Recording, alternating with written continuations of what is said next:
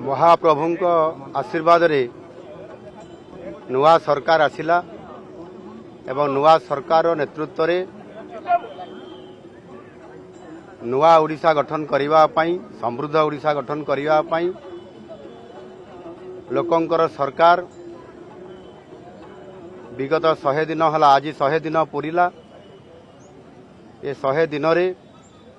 महाप्रभुंकर ये श्रीक्षेत्र रे बड़दाण्डर आमर शरदा बाली रे आज मध्य एक 100 दिनिया पालनर पर्व थिला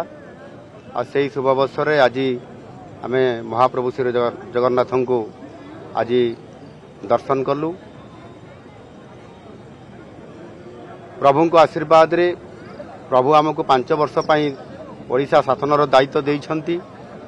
एवं विगत 100 दिन रे प्रभु को आशीर्वाद रे अनेक कार्य संपादन हेइछि एवं लोकंकर आस्था भाजन हेइ पारिछु। लोक माने हमको आशीर्वाद करूछंती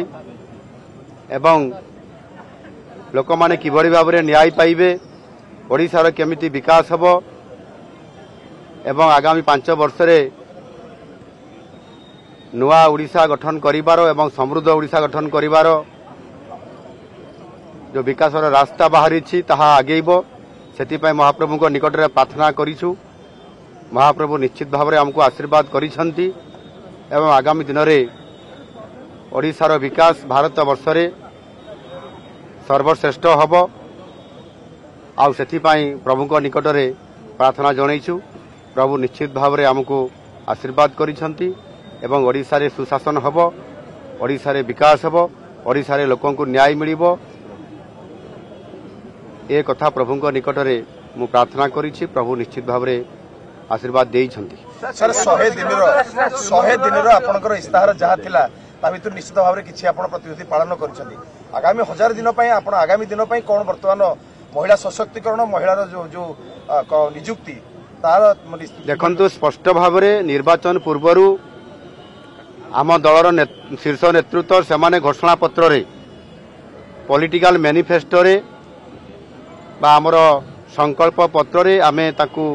लिपिबद्ध करी लोकंक पाखु जाइतु से स्पष्ट अच्छी ये 5 वर्षर ये मैनिफेस्टो रे